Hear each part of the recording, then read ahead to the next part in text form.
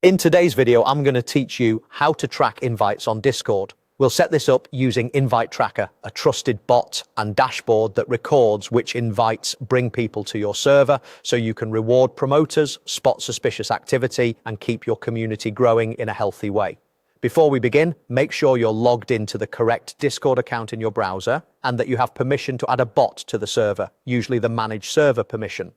If a window doesn't appear during authorization, temporarily allow pop-ups for this site. Start by opening your browser and going to invitetracker.com. On the homepage, click the button that says Start Tracking Invites. This launches the Discord authorization flow. A Discord window will open asking you to add the bot to a server. Click Add to Server, then open the drop-down and select the server where you want to track invites. If you don't see your server, you probably don't have the required permission there. After selecting the server, click Continue, take a second to review the requested permissions, then confirm to proceed. This connects the bot to Discord for that server. Back on Invite Tracker's website, click Login at the top right, sign in with your Discord account and approve the prompt by clicking Authorize. This lets the site read basic account and server information so it can show you the correct dashboards.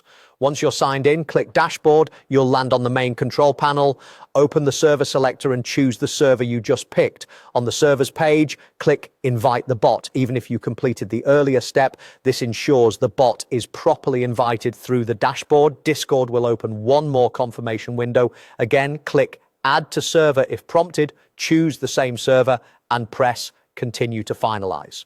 When Discord confirms the bot is in place and ready, from here your server is set up to track invites. The dashboard will begin displaying invite data as new members join through invite links.